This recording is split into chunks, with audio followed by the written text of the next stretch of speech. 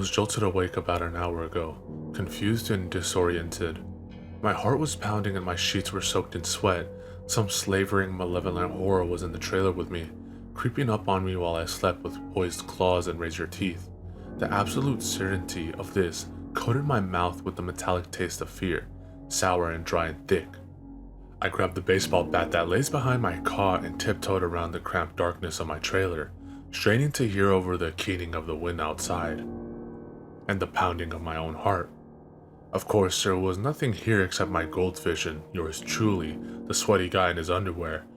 It was the gusting wind that startled me awake. It happens quite often in the late autumn and early winter. The wind rips through the scrub of skeletal trees that surround the trailer park and charges, with a lion's roar, into our lonely huddle of frail little shelters.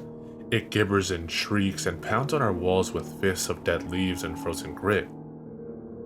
Satisfied that I wasn't about to become chow for some unspeakable creature, I laid back down on my squeaky, saggy old cot and tried to get back to sleep, but I couldn't. Instead, I found myself thinking about that night in the penitentiary, the night of the lockdown. I kept thinking about Mikey and Big Rob and the rest of them, all of us huddled in a cell with the lights off and the frigid northwest winds howling out the walls. After a while, I gave up trying to sleep. Instead, I sat down in front of the computer and I started typing. I'm no storyteller, not like Mikey or Hutch, but I'll try my best. When I first came to the pen, the thing that struck with me the most about the place was just how much the cons talk.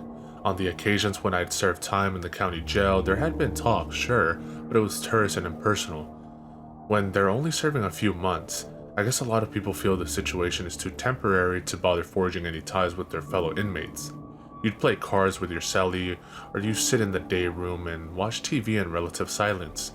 The only time that there would ever be any noise or action was when a scrap broke out over a card game. Fights were the only thing that passed as excitement in county. Every other moment of the day was comprised of dull, boring nothing. Going in, you just hoped that the food wouldn't be too bad and that your cellie wouldn't end up being a gang member or a meth head biker waiting out a long patch of dead time. People, in other words, who might beat the shit out of you as a way to pass the hours. The pen, though, it's an incredibly noisy, smelly, vocal environment. I remember very clearly the moment when my little group of new arrivals were led out of the fish tank and into our new home, a pod housing 200 inmates. I was overwhelmed by the deafening din of voices and activity when the hacks marched us, bundles in hand, out onto the range. Of course, there were the obligatory cat calls and wolf whistling, but most of the cons seemed completely oblivious to us. They were too busy living the ebb and flow of penitentiary life. Of course, this was not actually true. Cons see everything, and I mean everything, but they talk even more. My first cellie wanted both my bell and my ass, in that order. That wasn't happening.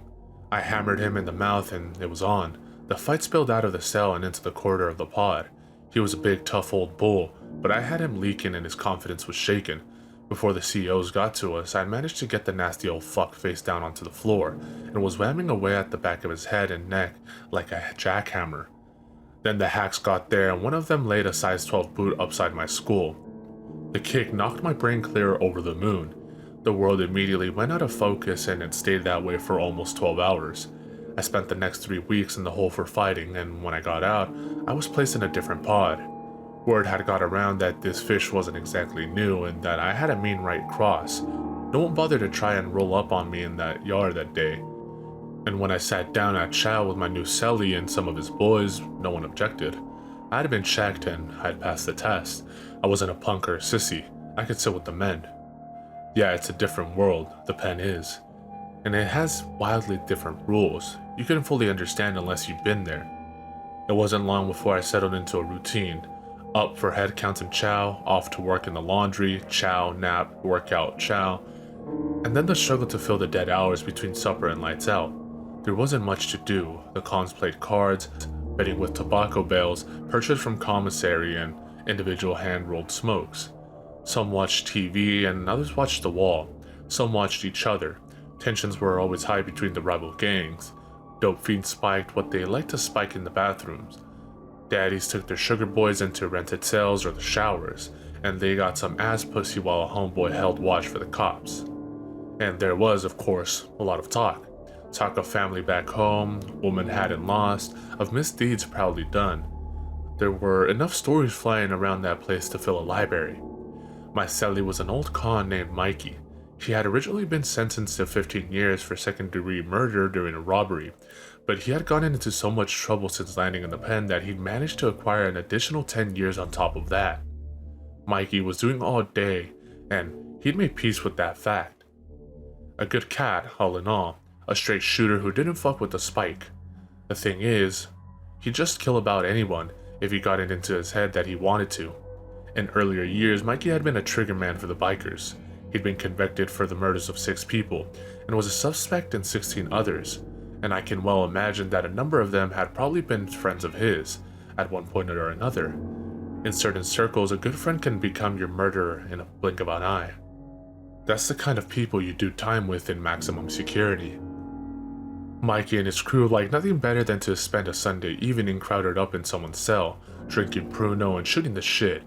Personally, I didn't care much for the hooch. It tasted like rotting garbage with a heavy fruit bouquet, but the stories were welcome. When Mikey or one of his homeboys were on a roll, we could all forget ourselves and be somewhere else for a little while. As far as cons go, they were good fucking guys, they were. And these bull sessions were the glue that held Mikey's crew together. I remember watching and listening for hours on end, spellbound as Mikey or Big Rob or whoever wove a tapestry of words in the thin air around us. They'd make us roar with laughter, clench in rage, and even silently choke up in sadness.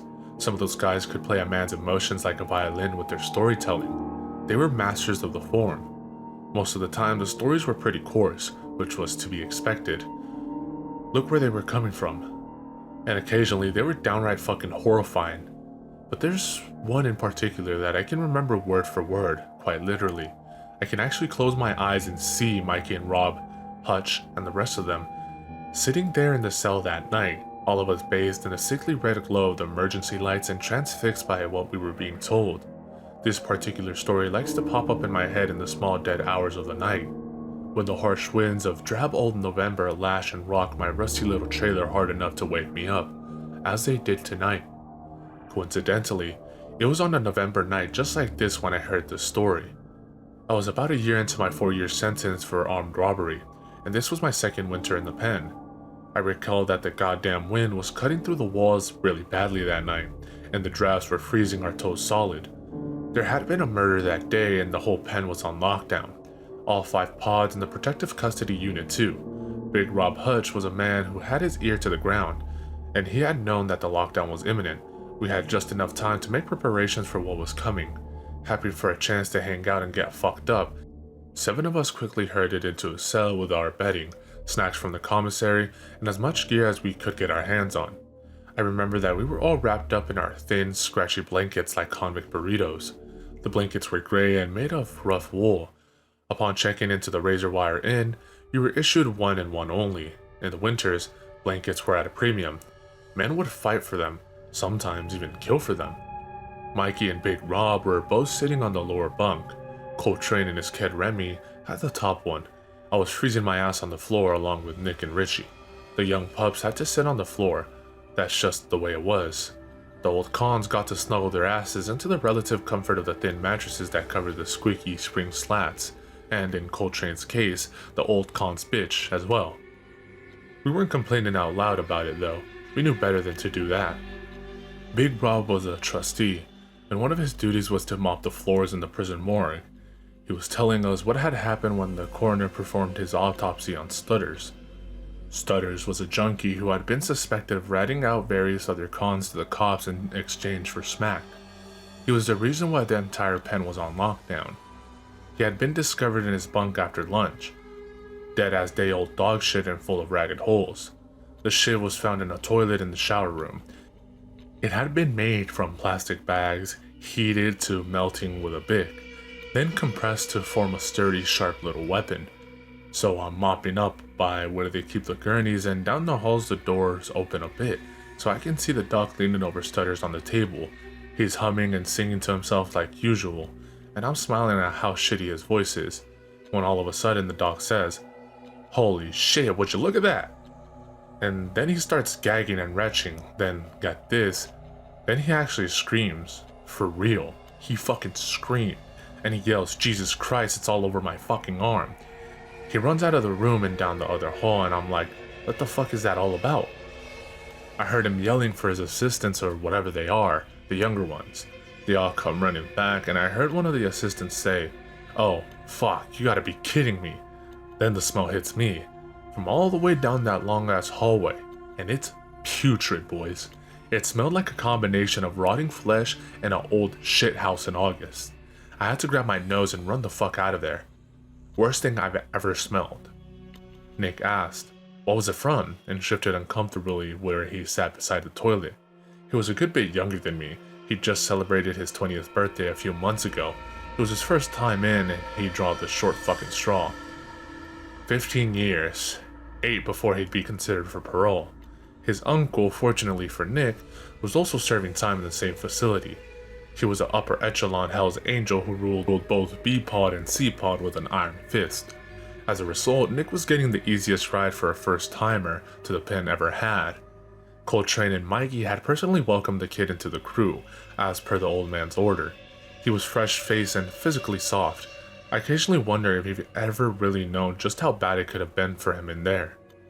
Apparently, Big Rob said, lowering his voice to a husky stage whisper, Stutters was getting checked for pokes and track marks pretty regular. Because he got busted so much for possession, so he started shooting in his ass, but like, not in his ass cheek, you dig? I mean, right into the wall of his rectum. He was shooting it right inside his fucking asshole, man. Can you imagine that?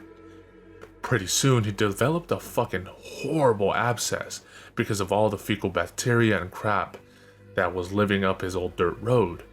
The abscesses got infected real bad. After a while, it skinned over with a crust of white blood cells and gross stuff and ballooned out into a giant pus bubble. The bubble got so big that it eventually closed up the poor fucker's ass. And I mean, right fucking shut. It was apparently going around like that for weeks, man. For real. Weeks. It must have hurt like a bitch. So the doc saw something kind of bubbling out the dead fucker's asshole, and he prodded at it with his scalpel, and pop. Out gushes a metric fuckload of bloody green pus, full of dead bacteria and stinking like it's the devil's ballsack. Oh fuck, that's just dirty, man. Mikey groaned and mimed throwing up all over Hutch. We were all wrinkling our noses in disgust and shaking our heads. Dirty was not nearly adequate for this disgusting image. That ain't it though, my friend. That ain't it. The worst part, he continued, was the fact that Stutters had been bunched up with his fucking puss balloon for a week or so, you know? It stopped up his shit canal. When the doc popped that thing with his scalpel, oh hell, it was a literal shitstorm. It spurted out of his ass like a high-pressure hose. We regarded that image for a moment or two in stunned silence. I felt a bit ill. So fucking dirty, Mikey roared, and despite what I just heard, I had to laugh. Coltrane and the others joined in. Remy just looked disgusted. He was filing his nails. Remy was no longer just another cell block punk. A weaker man that traded what he had to trade in order to get by in a world dominated by strength. In recent months, he'd gone and went full-blown sissy.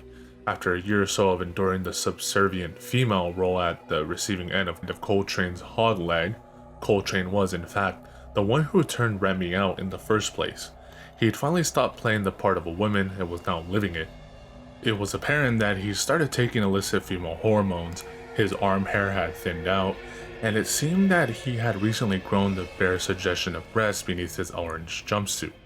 By the time I got out of the pen, Remy had changed his name to Rian and was the wife of, get ready for this, none other than Nick's uncle, the unofficial king of pods B and C.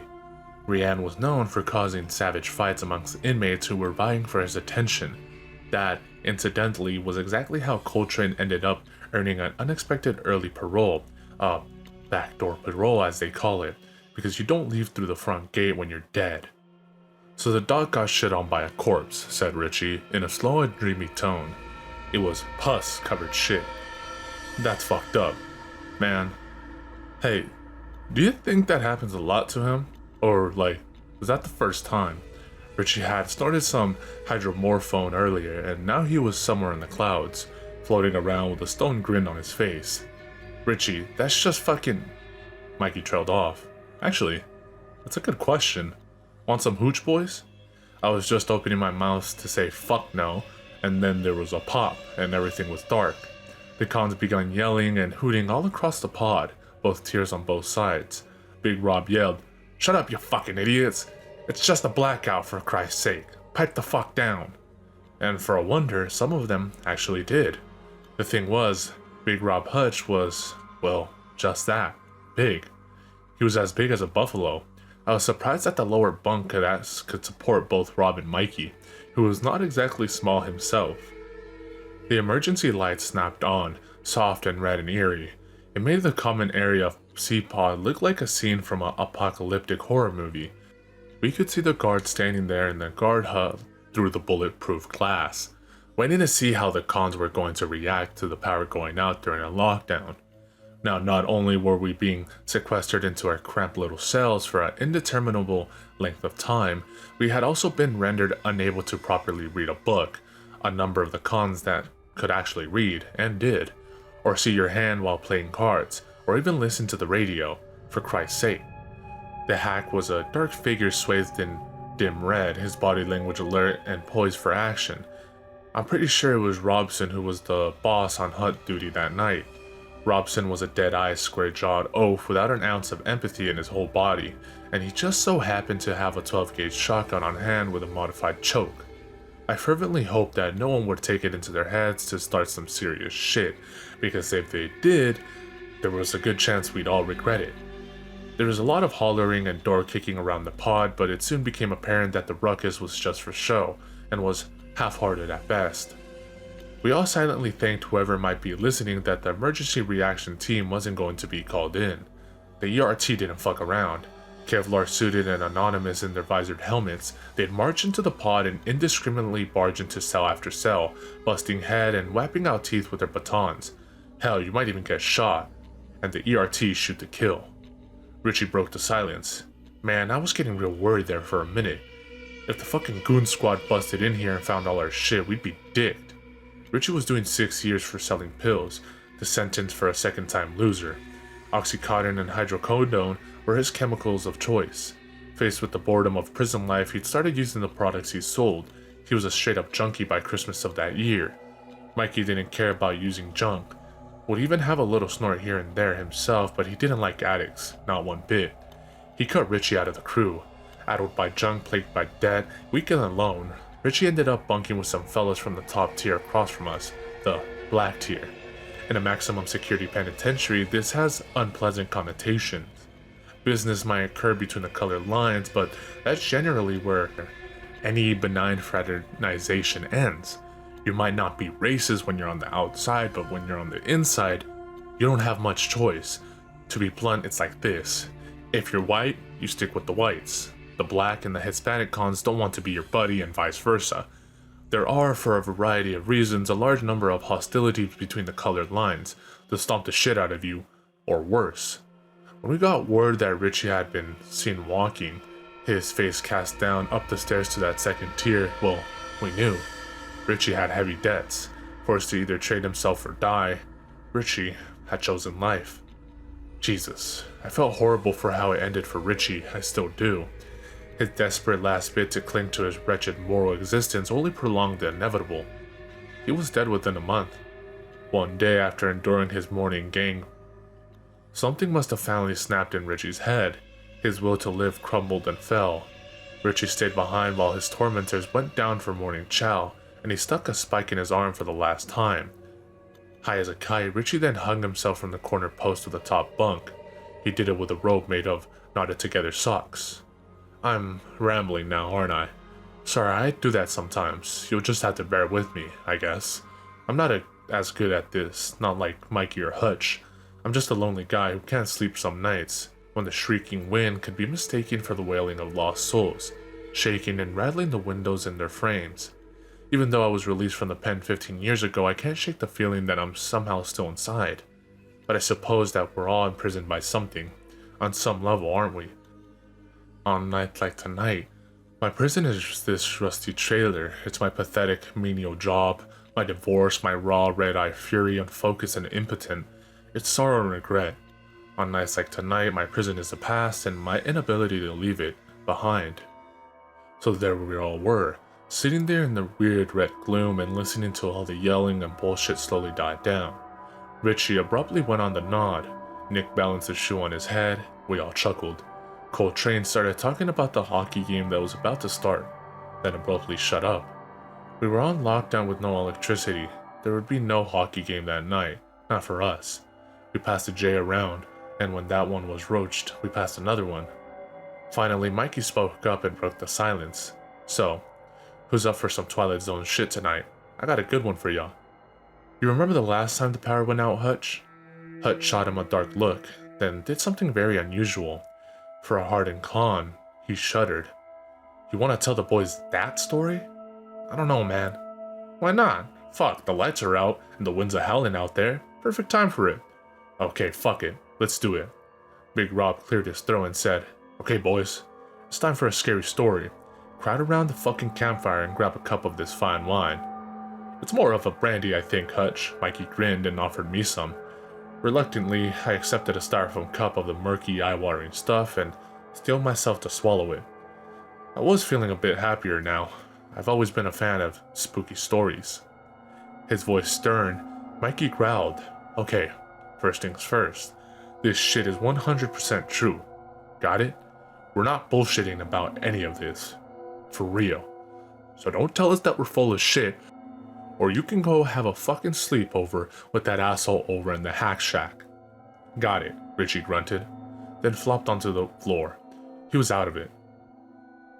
This all went down a long time ago, before any of you were here. At least 12 years, I'd say. Mikey? Yeah, for sure. At least that long. Back when these little punks were still giving out hand jobs in juvie. Ha. It was a while back anyways. Me and Mikey were both running with different crews back then, into different shit, but we knew each other. I guess I would have been about your age, he said, pointing down at me. So one day, the fish tank had just been emptied out into the pod, and there's a new fish with them that immediately starts turning heads. I was playing checkers on the tier upstairs when they all came walking through the gate, looking like a bunch of lost little lambs down there on the range. They came toddling in behind a couple of the hacks, and at the end of the line is the prettiest little sweet boy this penitentiary has ever seen. I don't play no grab ass like Coltrane up there, but this kid, he was, I don't know, almost like an angel or something. He was too perfect, like a picture out of a magazine, you know? Slender and fair-haired, teeny bopper heartthrob material. Yeah, the kid was pretty alright, and he looked like he'd be easy to punk. Big Rob took a moment to pause and force back a swig of the awful cloying Pruno, a noxious blend of fermented fruit, sugar packets, and yeast. As he grimly swallowed it down, Mikey jumped in and continued the story. The new fish immediately drove the whole pod completely fucking nuts. The wolves were losing their minds for real. The guards were looking worried. A pretty kid like that can cause a lot of hard feelings between the bulls. Hard feelings usually turn into murder. So they released the other fishes to the care of the boss at the guard hut, then hustled the pretty boy off to protective custodies post fucking haste. They kept him there for a few days, but the wolves didn't forget about him, not for a moment. All the time they're asking about the kid to trustees who had access to PC. They're asking if the kid's lonely, if he wants a candy bar or a fuck book or a baggie of fucking horse, whatever the kid might possibly want. They're handing the trustees love notes to give him. Money, weed, all kinds of shit. Finally, a con named Holbrook called in some heavy favors, and the hacks moved the kid back into the pod. More to the point, into Holbrook's cell. I remember watching as the hacks walked the young fella across the pod and up the stairs to his new home. The kid had no expression into those wide blue eyes, none at all, just blank. Holbrook was a big, greasy son of a bitch, real nasty. You could smell him from 20 feet away. Complete psycho, that guy. Man, I'll tell you. Watching as Brookie grinned and waited at the door of his cell for his new little bunk buddy to arrive. Hell, it made me feel sorry for the kid. He was planning to do bad things to the boy. You could see it in that grin. He was gonna hurt him. No expression at all, though, on that kid's face. I remember thinking that the fishy was either brave as fuck or just too stupid to understand what was in store for him. Rob tossed back the rest of the hooch in his Dixie cup and tried not to gag. Ah, this shit is fucking awful. Who brewed this? His voice sounded dry and blunt. Our fine neighbors just down the hall, that's who, Mikey chuckled. They managed to hide it in the toilet tank just long enough to get her finished, and holy Jesus, ain't it nasty? Fuck, I think I'm going blind already. Hutch held out his cup and Mikey poured him another glurt of the plastic bag, taking care to make sure that the sock he was using as a filter didn't slip out and spill rotting fruit cocktail all over the bunk. I tried a sip of mine and almost retched. They all had a good hearty heart at this, except for Richie, I guess. Richie was still laying on the floor, his eyelids fluttering and twitching. It broke more than a few hearts to see Holbrook get his dirty hooks into the kid first. He would wreck the kid's asshole and destroy his soul. That was the general consensus. Come morning, they'd be rolling out the kid to the infirmary, and afterwards probably stick him back into PC for a 24-hour suicide watch. Even if he did come back to the pod again, no one would want the kid. Not after the permanent damage that Brookie was liable to do to him. See how lucky you are? Coltrane said to Remy. The little Frenchman smiled down at his nails in response. Then he kept filing them, delicately, with all of his concentration. Every now and then, I wonder if Remy was already planning the flirtations and indiscretions that would inevitably result in Coltrane's murder. His skull smashed in with a 20-pound dumbbell in the weights pit. Coltrane, the bull queer who had taken Remy's manhood and eventually transformed him into something that he probably never wanted to be. Thinking about it now, I'm pretty sure he was, and I can't blame him for it. Rob told us, I heard screaming that night. It was muffled, but I could still hear it. So did my cellie. Back then, it was old Johnny Franzini. I whispered up at him, "Hey, you hear that shit, man? Fuck, that's awful." And he answered, real matter of fact. The boy, he had to know it was coming. Hey, he's too pretty like a girl to be here in this place. Should have never come here. As if the guide had fucking volunteered or something. I just shook my head and told Johnny to go to sleep. I felt so bad for the kid, you know? I think that was one of the worst nights I ever had in here. I heard it too, Mikey interjected. I think we all did, including the bosses on duty that night. But no one went to check on him because money makes the fucking rules around here. Not the warden or the government, it's money. I don't doubt the sick fuck offered big coin for the kid, and some cold son of a bitch sold him without a second thought. Hutch nodded sourly. Money's a whore. That's okay though, because there's this thing called karma too. When morning came, lo and behold, Brookie ain't standing outside his cell, waiting to be accounted for. Neither is the kid. A whisper popped up real quick and spread down the lines like the breeze, and it said, Holbrook went apeshit on the kid last night and killed him. He's waiting in his cage for the ERT to come and bust his head. The boss doing the head count paused at Holbrook's cell, and every con craned his head to see what was going to happen next, all of us in unison. I seen the hack pull out his radio with one hand and his club with the other. He started talking real fast into his radio. At the same time, he's slowly walking towards the door of Brooks' cell with his club poised to bash a fucking skull in. Like he's trying to ward someone off. He started yelling for the other hacks to get the fuck over there pronto. They all came thundering past with their keys jangling and their boots clomping, and then we all got ordered to step back into our cells with empty bellies. I heard him down there at Brookie's cell, yelling into their radios and stomping around. And then I heard someone barf. I heard the puke splatter on the tiles. We had to stay on our cell for a few hours, and there was a lot of bitching. I remember being completely pissed at Holbrook, me and Johnny F. We'd assumed that he'd gone psycho on the new fish and cut the kid's throat while he was fucking him, or some shit like that.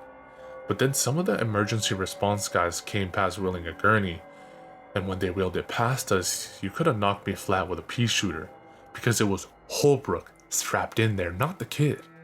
I only saw him for a few seconds, but I remember that his face was fucked. It was mostly gone, stripped right down to bloody sinew and bones, no skin or muscles left. It was fucking gruesome.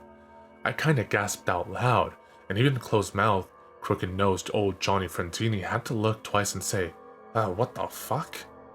The only way I knew it was him was the hair, a big greasy mop of it like a caveman. The sheet covering the body was soaked right through with his blood. I think that the rest of him had matched his face. Nick whistled and said, "Fuck man, that's hardcore," then sparked another joint. We floor dwellers had almost forgotten about the discomfort of our numb behinds and tingly feet. We'd forgotten the lockdown and the power outage, and even poor Stutters, who not only died a violent death, but had also died with his ass blocked up by a cystic sore the size of a man's fist. Mikey and Hutch were telling a story and we were living it. You know what I mean? We were right there. Mikey said, "Must have been 5 minutes later, the cops are rolling this crazy looking thing down the block," and I'm like, "What the fuck is that?" to my celly. But he don't know either. Before too long, they roll it past again and I'm like, "Oh shit, look at this." You ever see Silence of the Lambs? The dolly cart thing they strap Anthony Hopkins into when they're moving him? Yeah, that's exactly what it was, and they got the kid strapped into it. Bite mask and everything. The kid is just soaked in blood, man. It was dripping off his clothes and I could hear it pattering on the floor behind him. It left a trail on the floor. They let us out for breakfast about a half hour after that, but by then it was almost lunch and we got served a fucked up mix of warm lunch and cold breakfast. There was more talking going on than eating though, and everyone was saying the same thing we were all saying. What the fuck did the kid do to him? Most people thought that he must have gotten hold of Brookie's shiv somehow, then sliced the fucker's shit right off, whittled him down right to the bone. But Brookie was a really big dude, and the guy was a crazy motherfucker. How a skinny little bitch like that could have overpowered a dude like Holbrook so easy? Well, we didn't know. The joint traveled across the fourfloak and was then handed up to the bunks. Mikey hit it hard and made that funny choking noise that older guys sometimes do when holding in a big toke, nasal and strangled. He gave Nicky the thumbs up and blasted out the smoke like a grizzled old dragon. "Shit's pretty good, Nicky. Good score. Gotta get some more of that." So yeah, the kid. He got rolled off to the hole on his fucking Hannibal Lecter dolly, and they had him on super tight lockdown. Nobody even catches a glimpse of him. They had the kid on a 24-hour watch and the whole works. A couple of trustees tried asking the hacks what happened with him and Brookie, and they got told to mind their own business and mop the fucking floor. The kid was in the hole for a week, then 2, then a month. All the while, ain't no one heard a peep about him getting charged with murder. There was a rumor going around that the coroner said in his report that Holbrook had died from a heart attack. Maybe his heart seizing up was the thing that actually killed him. Sure, but there wasn't any mention of the way he'd been carved up like a Sunday turkey. None at all. Mikey poured himself another round of refreshment, and the stink of the open bag made my eyes water. Hutch smiled a little, an action with no real humor behind it. Well, tongues were wagging as they tend to do, and pretty soon people were saying that maybe the kid wasn't natural, that he did Brookie in with his teeth, that he ate the fucker alive like some sort of monster. Guys were even saying that the priest paid him a visit in the hole and ended up leaving with tears in his eyes. Actual fucking crying and shit. Wouldn't say what happened, just that he didn't want to talk to the kid never again. He quit working here not long after that happened, just up and quit. And I heard that the padre ended up selling his house and moving away, like across the country, somewhere far, far away. Mikey's iron-gray beard split with a slight grin of his own. Now, here's where shit gets really weird. Big Rob grunted, Billy Tremont, and hauled hard on the joint, decimating it to a smoldering ember between his thick fingers. Yeah, him, Billy Tremont. He was a hack who worked the night shift, and I'll tell you something, he was just as dirty as they come.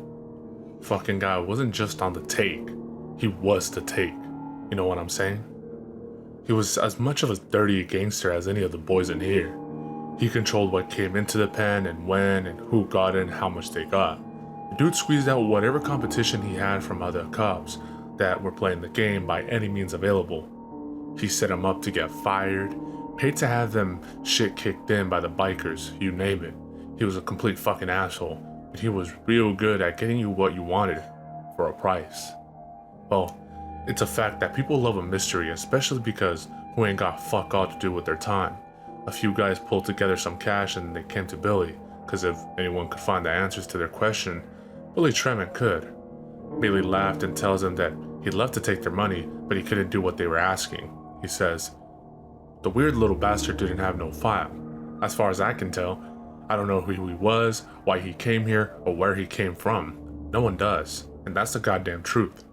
The guys called him a bullshitter and Billy got serious on them. He narrowed his eyes and said to him, "You guys don't think I tried to find out for myself already?" Huh. As far as I can tell, the kid just sort of popped up into the fish tank out of thin air. Looks to me like everyone just kept processing him along because no one wanted to admit that they didn't know who the fucking kid was. Call me a liar again, and I'll beat the fury of God into you. It was clear that they weren't gonna get anywhere with Billy, so the guys... Well, kid. Wait a minute, man. Which one's the kid? Richie's eyes looked like a black bottomless pool's. I remember that. He had already sunk deep into the mindless tar pit of addiction by then. He was past the point of no return. You could see it in his eyes. "Shut up, dummy." Rob turned to Mikey and made a gesture that said, "Please continue." Mikey gave Rich a cold stare, then said, so the guys gave up and said, "Fuck it then." And that's that for a while. Life goes on. Then a day comes when Billy sidles up to one of the cons while he's standing in the morning chow line and tells him that he'd found some information on the fish, if anyone still cared to know. Billy was looking bad, they said. He looked tired and scared. That night, Billy comes to see the guy in his cell after lights out. He asks the guy for a smoke, and Billy had quit smoking years ago. Billy says to him, "I don't want any money for this. Keep your lousy fucking money. I don't want to be the only one that can't sleep at night, is all. You pieces of shit got him into my head, and I couldn't get him out. Fuck you for doing that. Fuck you people sideways." The guy said that Billy Tremond's hand was shaking so fucking bad that he could hardly get his smoke lit. Billy tells the con that curiosity had been eating him fucking alive, so he spent some time thinking on how to go about getting what he wanted. Then he picked his mark. Billy always had his ear to the ground, you know the type. He knew this and that, who did what, where, and why. He knew stuff about people. He knew that one of the suits in the office had a bad coke habit, the kind of raging habit that most people can't afford for long. He also knew that the suit and the warden were both banging the same chick, the warden's secretary. Billy gave him a quarter ounce of good rock cocaine and told him what he wanted. He promised to shoot the guy an 8-ball on top of what he already gave him, if the guy could deliver the goods. The suit came back to him a few days later with the sniffles and a file folder that looked older than the Bible. It was made out of some kind of rough, crumbling old cardboard, dried as dust. The office stiff says that the warden's secretary told him where to find it, locked up in a cabinet in the warden's office. He said that he put out himself in all kinds of dangers to get it, and he wanted more than a ball for his troubles. He wanted more than a quarter too. Billy told him that he could take the ball, or Billy could let the warden know that one of his minions wasn't just a cokehead and a thief, but he was dipping his wick into one of the warden's honey pot too. Billy told the suit that the ass fucking the warden would give him wouldn't be anywhere near as bad as the ones the wolves would deliver. The guy shuts his yap, took his 8-ball, and they parted ways. So in between drags of his smoke, Billy tells the con that the first documents in the folder were pages taken from a court transcript, some backwater courthouse sitting way out in cow country. They were handwritten with an old-time pen, Billy said. You know, the kind that you had to dip in a fucking ink well, then pat dry against a blotter so the shit didn't smear. That's how old the thing was. All the dates and the kid's name were scribbled out, Billy said. But he figured that the first documents in the folder were from the late 1800s. Nick snorted. What? That ain't even possible. Mikey shrugged. It is what it is, Nicky. The transcript said that the kid had been charged with multiple murders, practicing satanic riots, cannibalism, arson, mayhem. He was only 16 years old when they tried him. The prosecutor wanted to hang him for his crimes, but the defense lawyer that the Crown had appointed, some greasy little fucker, had argued it would be godly to let the kid live out the rest of his days in jail, saying how the kid was known to be an orphan vagrant who raised himself in the woods. No moral guidance in the woods, that was the argument. The jury ended up getting all pious, and they commuted the kid's date with the rope to a life sentence. They shipped him off to the clink, and that very first night, he killed his cellmate. Killed him with his nails and teeth. Then he ate the poor son of a bitch. Coltrane looked disturbed. Holy fuck, this is horror movie stuff. I'm sorry, but you guys gotta be shitting us. Mikey shrugged again. Kinda wish I was, but I'm not. Not according to Billy Tremont anyways. Billy said that they stuck the kid in a loony bin for the criminally insane after he ate his celly, put him in a straitjacket. At some point, the quacks realized that the usual treatments weren't working for shit, so they decided to give the kid a lobotomy. He was out like a light from the ether, and they were just getting ready to start when the kid suddenly breaks his arm restraints and sinks his teeth into the lead surgeon's throat, just like a goddamn wolf. Ripped it right out. There's no way that he should have still been conscious, let alone being able to snap those thick bands of leather. But he was, and he did. Way I heard it, Hutch said, after he killed the quack, they put the kid back on the stand, and this time he got 12 votes for death. They took him to the town square and marched the kid up to the gallows, with all the townspeople screaming and throwing moldy bread and cow shit at him. He was laughing at him. The hangman put the rope around his neck and asked the kid if he has any last repentant words to share with the crowd. The kid says loud and clear, "There's nothing to repent in doing what you want. I'd fuck your mother's ass and fry up her heart if I wanted to, and after I was done picking my teeth, I wouldn't so much as fart her a blessing. Why should I?" So the cops beat on the kid with their clubs a bit, put the hood on the little fucker, and the hangman pulls the lever. But the trap door wouldn't open. He fiddled with it and tried 3 more times, and each time the fucking door wouldn't swing open. They didn't know what to do. All the while, the kid was laughing and cursing at them and praising the devil, just being a general pain in the ass. People were screaming for him to swing. It was getting ugly out there and fast, so someone gets the bright idea that they could just put the kid up against the wall and shoot him, and be done with it. Only that didn't work either, Mikey added. His words were becoming thick and slurred. It sounded like the hooch was starting to do the trick. They put the kid up against a brick wall and 5 cops took aim. 5 cops pulled the trigger and 5 guns misfired. They tried again and the same shit happened again. By now, the people watching were getting spooked. The crowd of farmers and mill workers who came out to watch the kid hang, they all suddenly had places to go. Everyone left, and the Lord's Prayer was on more than a few set to the lip as they went, I bet. When everyone was gone, the cops packed the kid back into the wagon because there was nothing else they could do. They took him back to the courthouse, and after some debating behind closed doors, the judge had him sent to a different jail, where he was locked up in an unused room in the basement. Then they boarded up the door, and then, for good measure, they bricked the whole thing over.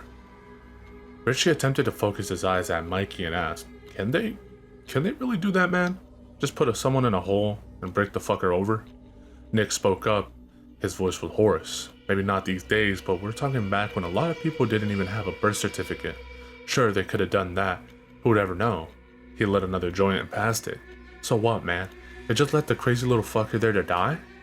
Richie appeared to be in the grip of a dubious species of moral outrage. "Another good question, Richie. Maybe you haven't killed every single brain cell yet. After all," Mikey slugged back some more of the noxious hooch and grimaced. Willie Tremont said that there was only 2 other documents in the folder, an extremely fucking old mugshot and a report to the Board of Corrections from a sanitation engineer.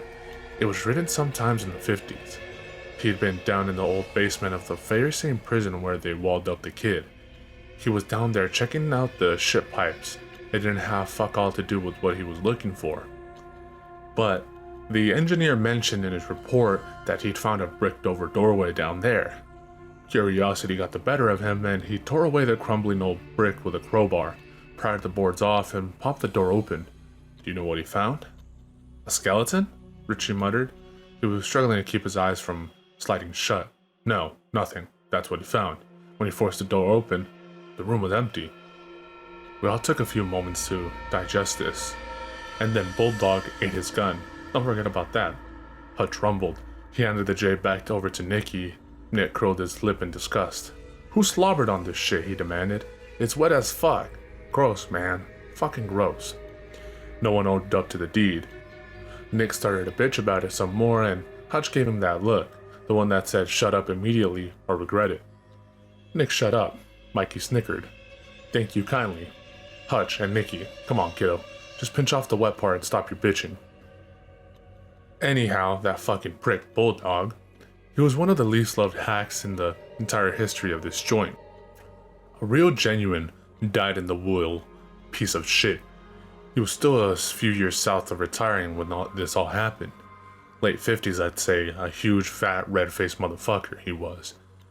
Meaner than fuck. His blood pressure was right off the scale all the time. There wasn't nothing he liked better than to find an excuse to smash some unfortunate bastard upside the head. He'd do it with a sock full of quarters that he kept hanging out on his belt. When you heard the jingling of the change, you straightened up and stopped fucking around until it was gone. If that nasty old fuck was in a mood, well, you steered clear and you kept your big yapper shut. So they put this fucking guy on watch in front of the kid's cell, doing the graveyard shift, right? He was all alone too, no partner or nothing. I guess the other hacks didn't like the fat mouthy fuck either. There he was, night after night, just him and this creepy fucking kid all night long. Normally, this wouldn't have been very good for the con being watched, being alone with a tired, grumpy bulldog, and no witnesses? It would have been a long season in hell for most cons, but the fish wasn't the usual white boy dummy we get in here. You know what I mean? Like, I get it, who got mixed up with something stupid, then wasn't rich enough to buy his way out. Not this fish. He was something else entirely. Mikey paused to force down a big lurt of Pruno, and Hutch jumped in. Well, old Bulldog only lasted for a month before he goes to his shift supervisor and requests that he be taken off the watch. The head screws off his door was open a bit, and some dude named, Tags or Rags or some shit like that. I can't remember. Anyway, he supposedly overheard most of the conversation while he was waiting to see the warden.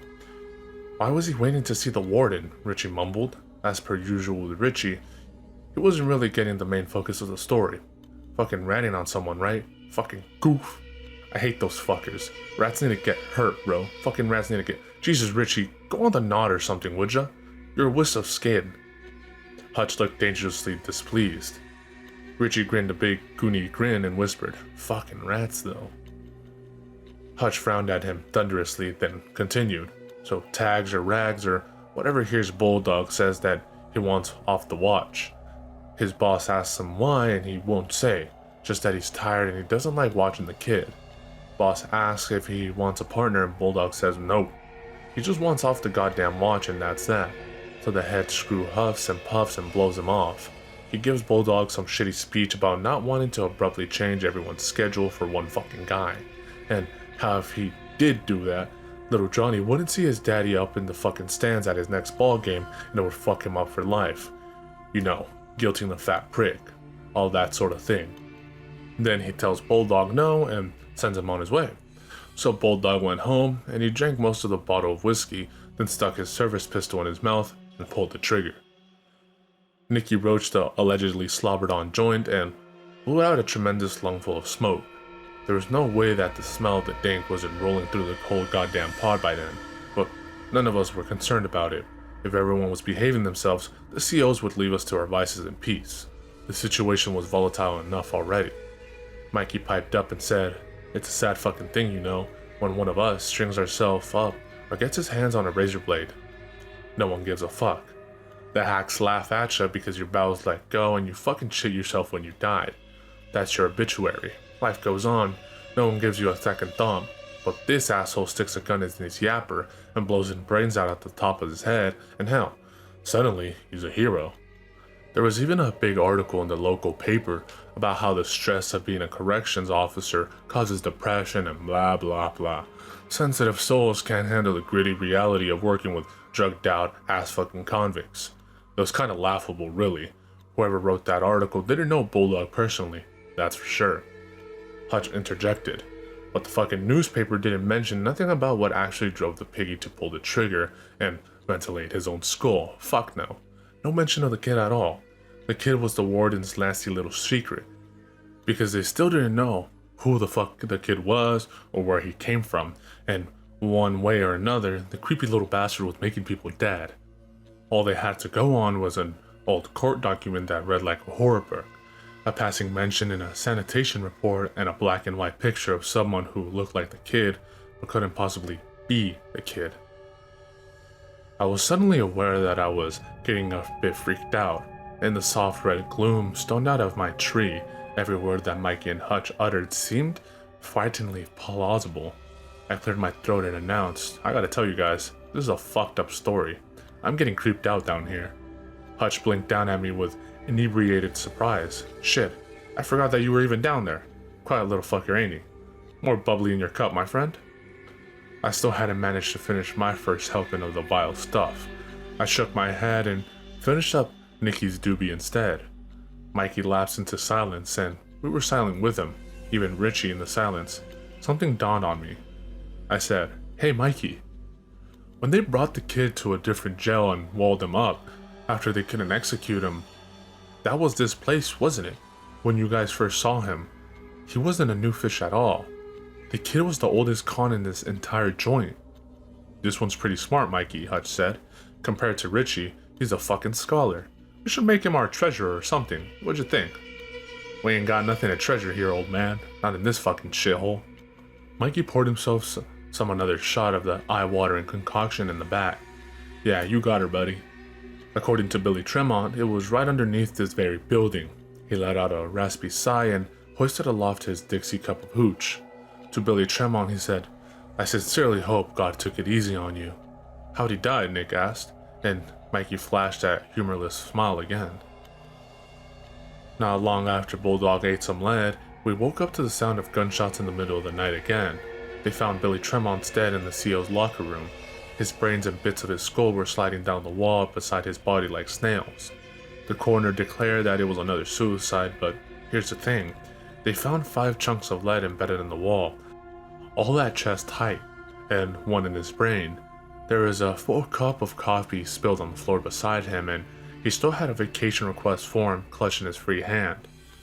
Mikey leaned back against the wall and let off a scornful gust of air. So according to the official report, here's Billy sipping on a fresh coffee, just about to go to the office and request some vacation time, when suddenly, right then and there, with no warning or reason, he decides to shoot himself. But before he does that, he fires all the bullets in his service pistol into the wall, except for the one that he fires through his own temple. That's a hell of an odd way to commit suicide, don't you think? Nick looked disturbed. The kid came for him. That's what happened, isn't it? He appeared very young and very vulnerable in the dim crimson light, his face unlined and guileless. It got out of its cell and it was coming for him. The cop tried to shoot it, then turned the gun on himself before it could get at him. Can't say for sure, Nicky. The only guy who can is 13 years in his grave. Remy tentatively cleared his throat from the top bunk. "You said something to Hutch about the power of going out before, and something that happened when it did. What were you talking about?" "Nah, maybe we shouldn't get into that tonight. Hell, might as well tell him the rest," Hutch rumbled. "Gone this far, haven't we?" A week after Billy bit the dust, a storm rolled in and knocked the power out, clear across the country. We were all herded into our cells and told to shut up and fucking behave. A lot of the hacks couldn't make it into work that night, on account of the roads being all fucked up with accidents and torrential rain and shit. So the bosses who did make it to work were all carrying heavy firepower. They made it clear that they weren't going to fuck around if someone got out of hand. Right around midnight, I heard a shotgun go off somewhere on the other side of the pen. Can't mistake that sound if you're familiar to it. I was wide awake and on my feet in a heartbeat. Then, sort of muffled and far away, I heard screaming. There was a boss standing nearby my cell, and over his radio, a voice was squawking. He's out of his cell, and he killed Ainsley. He's ripping everyone apart. Get your asses to solitary, now." The hack took off running, and I turned to Johnny Franzini, but he stole the words right out of my mouth. He said, "The boy, he is loose. This is bad." It was dark in here, but I'm pretty sure I saw Johnny cross himself. Mikey's eyes glittered at us in the semi-darkness, glassy from the drink and wide from the memory on his lips. There was a second gunshot, and then a whole lot more. They echoed and boomed and scared us shitless. When they tapered off, we heard more screaming. It sounded like animals at a slaughterhouse, squealing and bucking while they breathed their last. Me and my cellie, we fucking hid in the corner with the matches in front of us. We didn't know what was happening, just that the hacks had tried to shoot something and it didn't fucking succeed. I'm not afraid to admit it. I was shitting my pants. I heard feet come slapping against the cement and then 3 hacks sprinted past our cell, Hutch said. They weren't just running, they were fucking sprinting, hauling ass like Olympians. I seen their faces for a second, and they were wild with fear. I've never seen anyone look like that before or since. Everyone was hollering at them as they passed, asking them what the fuck was going on.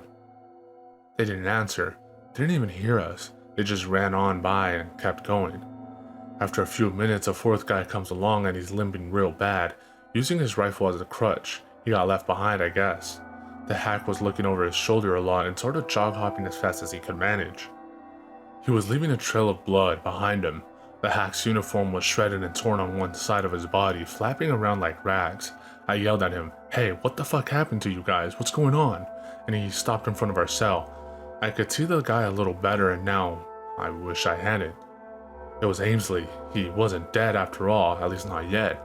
His right arm had been shredded to almost nothing, and it was just a few flapping pieces of meat and stringy shit, oozing blood and barely holding the bones together. His right thigh was missing a huge chunks of meat too, and most of the foot.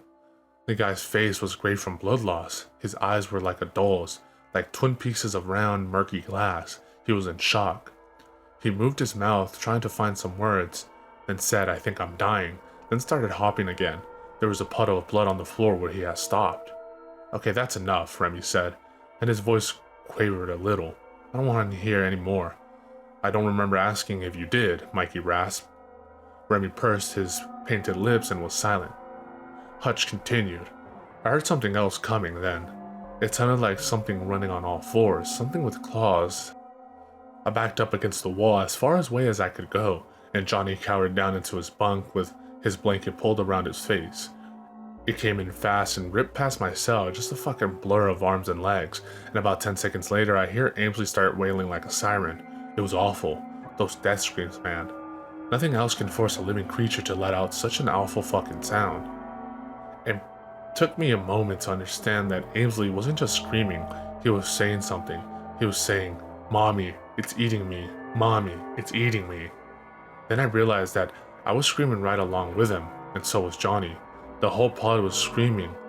You remember that, Mikey, all of us. 200 murderers and stick-up men, fucking screaming in unison like little girls. "I won't ever forget that.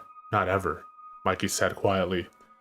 The hack finally stopped making noise, and we all did too. You could almost taste the terror in the air, sharp and bitter. I could smell Ainsley's blood.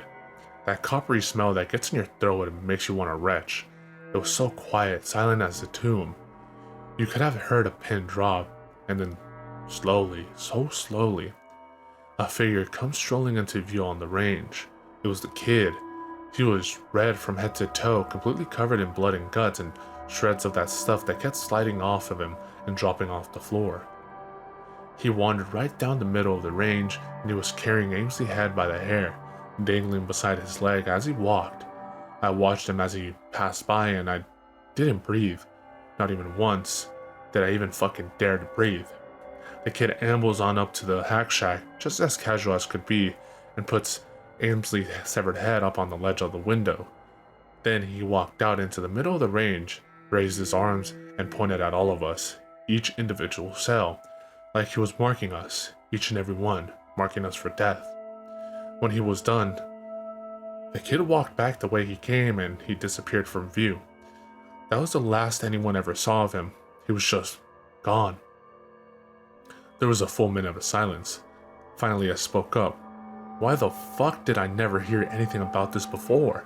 How? This should have been everywhere. The news, TV, crime shows, fucking everywhere." Nick chimed in and said, "I never heard anything about this either. And I used to love those fucking crime shows." "No, you never heard nothing about that, but you might have heard something about a prison riot," Mikey said. "According to the newspapers, the cons took advantage of the power outage and went apeshit for a few hours. Most of the guards on duty died trying to stop us, or so the story goes.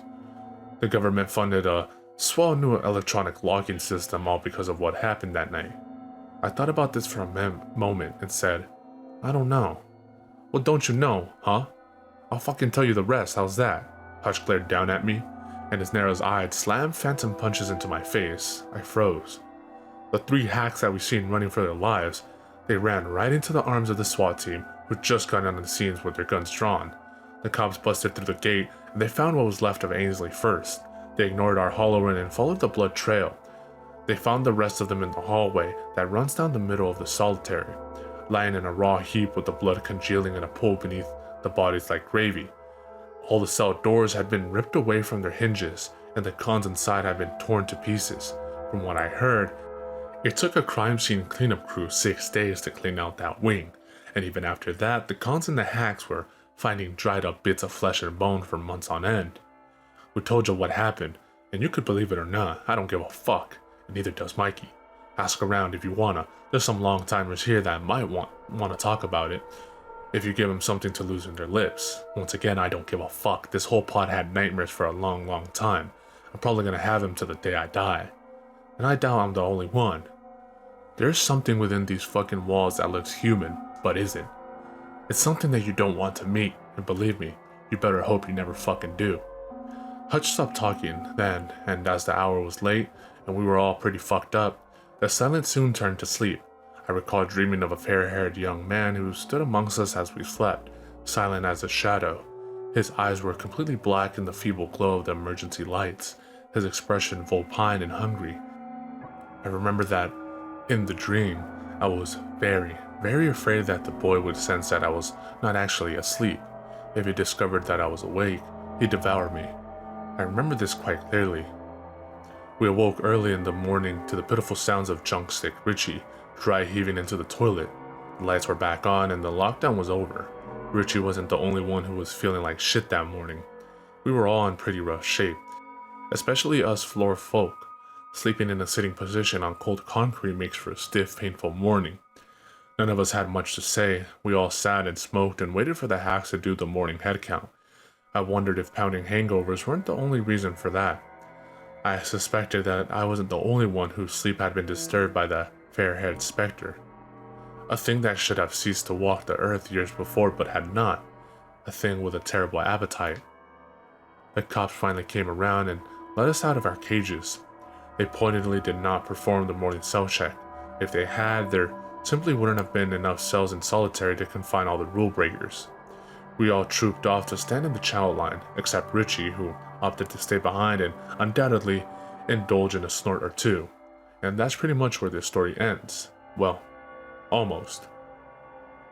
I was released a year early for good behavior. During the rest of my time there, most of Mikey's crew were paroled either through the front door or the back. Richie was the first one to get wheeled out the back way. Then 8 months later, Coltrane's skull was pounded into a new and messy format, and he followed Richie out the back door. 6 months before I was on cage, Big Rob Hutch had a heart attack while walking up the stairs that led to the tier above ours. He fell backwards, clutching his chest, and was dead before he somersaulted over the last few steps and landed at the bottom. So for a while it was just me, Mikey, Nick, and a few casual homeboys. It got boring. The crew unraveled at the seams, and by the time I was paroled, it had ceased to exist. A few months after my divorce was finalized, I got nostalgic one night and decided to try and find Mikey online. Soon enough I did, through his obituary. He died in his hospital of a short illness not long after I was released. Remy was also deceased, the victim of a shower room and stabbing. And Nicky? I discovered that he was in a mental institution. I visited him in there once. I'd rather be in jail any day. Most of the patients I saw there were zombies, chemically bitch-slapped into subservience by their meds. There were a few others who were just strange. Their gaze made me feel unsafe, and for Christ's sake, I did time in a federal penitentiary. I was shown to where Nicky sat by himself at a table, and he instantly recognized me. We greeted each other like old friends and made small talk, just like anyone would. He seemed completely normal to me. I didn't understand why he was there, until I mentioned Hutch. "What do you think happened to Hutch, exactly?" I asked him, and his relaxed grin suddenly became a twisted grimace of fear. He seized me by the front of my jacket and hauled me close. His eyes burned bright with the fire of insanity. He hissed, "The kid pushed him down the stairs. It wasn't a fucking heart attack. That's a cover-up. The kid got Mikey too. It ate everything but his head. It left his head on his fucking pillow." The orderlies grabbed Nicky and pried him off me, and they dragged him away while he screamed and flailed and twisted in their iron grip. I watched this with an open mouth and my heart pounding. Then I went home and got very drunk. Somewhere within those prison walls, there is a thing that hungers, and sometimes it feeds. I don't expect you to believe this any more than I did, but you know what? On nights like this, with the wind howling and the fine hair standing up on my neck, I couldn't care less what you believe. And if you were ever unfortunate enough to meet him face to face, well, I'll bet the kid wouldn't care what you believe, either.